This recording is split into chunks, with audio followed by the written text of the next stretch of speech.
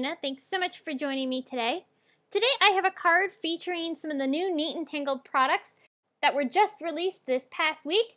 So I hope you'll join me in creating this really cute baby card featuring a lot of inking techniques. So here you can see I've got some of the new products. This is the Mermazing stamp set, and I'm also going to be using the coordinating dies. We've also got the Making Waves die set, which is this really cute circle die. I'm going to be die cutting this from some watercolor paper. Just going to be running this through my Big Shot machine. This is some Strathmore watercolor paper. After I've run this through my Big Shot, you can see it creates this beautiful little scene that's basically it's inlay die cutting. We're going to be using this to create a really cute little background for our little whale from the Mermazing stamp set. Now I made sure when I die cut this to keep the little waves intact.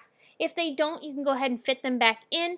I'm going to go ahead and watercolor over top of everything. I just want the waves to be little bits of texture to the water. I don't want them to actually be die cut out. You could punch these out and have another color underneath, but I want them to be laid flush into this die piece.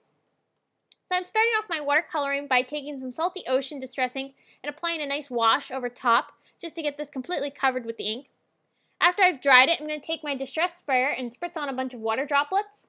I'm going to lift those off to give this a little bit of more of a water texture, and I'll just go ahead and dry that once again. To add a bit more texture to this, I'm taking a sponge brush. You can get these in your local craft store. I'm just going to go ahead and wet this a little bit. You can see it's already got some water on it. I'm going to dab off most of that water so it's just damp. I don't want it to be super wet.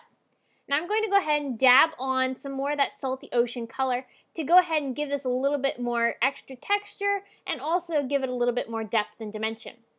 So I'll go ahead and dry this once again. And once I've dried that, I'm now going to take some water and apply this over top of our little sky. And then I'm going to take some Salty Ocean Distress ink once again, and I'm going to dab this into the water. I'm going to spritz this to move it around, and I'm just trying to create a very light wash for our background. For the whale, I'm going to be using some Weathered Wood Distress ink. I love this gray-blue color. I thought it was really great for this whale. I'm going to add a little bit of a wash on top of it just to give him a full color. And then I'm going to start adding some shading using some of that same weathered wood. I'm just going to blend this out.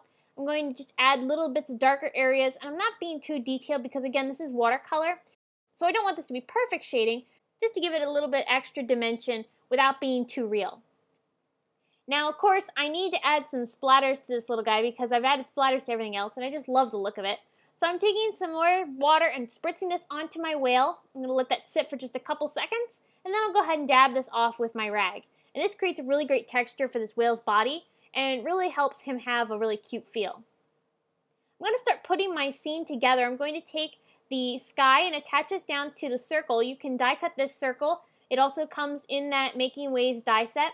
This is going to be the backing for my scene. It's also going to serve as the color behind the clouds. And I'm not going to press this down all the way because I want to make sure that the waves are able to fit in here and also fit inside the stitching lines because I want the stitching lines to be visible around the entire thing. I'm adding some foam tape to the back side of the waves, and I'll go ahead and remove the adhesive and plop that down right in the area beneath the sky. Next, I'm going to add some foam adhesive to the back side of this little whale. I've added one layer of foam tape to the fin, and I'm adding 2 layers on the body portion because he's got foam tape underneath him on the waves area. But the sky is flat, so it needs an extra bit of adhesive to make sure that he stays level across this entire card. Now I also wanted to add some of the little waves that are included in that Mermazing stamp set, and I've stamped them so that way they create a little bit of a border. So I've stamped them side by side, and I'm adding some distress ink onto these little waves, drying it, adding some water, and just creating some layers to give it a little bit more extra texture. I'll go ahead and add some water droplets onto these little guys, and then I'll lift that off with my rag. And these are going to end up going along the bottom portion of our card. So here you can see I've cut them out. I did not use the dies because these are stamped side by side and I wanted them to be connected. So I went ahead and just fussy cut it, but you could use the dies as well. I'm going to be adding this along the bottom portion of our card. But first I'm going to go ahead and stamp my sentiment. Now this sentiment is from the Itty Bitty Greetings stamp set that came out a couple months ago. I'm going to be using this as a baby stamp set, and I thought we heard the great news. I thought this would go great with this little whale. So I'm going to stamp this with some Schoolhouse Red ink from Simon Says Stamp. I've mounted this onto my block in a curve so that way it goes around the bottom portion of the circle. You can see here I'm just stamping that down good, and you can see it has that great curve that will go perfectly with our little scene. Alright, so now I want to add some layers to this card. I'm creating first some pattern paper using just some masking tape, an ink blending tool, and some Schoolhouse Red ink from Simon Says Stamp. I'm pressing the tape into my paper to create some masks, and I'm using an ink blending tool to go ahead and sponge this ink on. I'll go ahead and keep reapplying these to create the stripes for my card. This is a really great way to create your own pattern paper when you don't have something that works for what you need. So now you can see I had some ink that I had gotten from my fingers onto the panel. That's no worries though, because I can take this little sand eraser from Tombow and erase all those little ink marks that are on the white areas, and you can't even see them and know that they were actually on the paper beforehand. Now, however, keep in mind that you don't want to do this on top of ink that you've already put on, because it will erase the ink. So if I had gotten ink onto the red stripes, I would not have really wanted to use the tool, because I would have started to erase the red ink.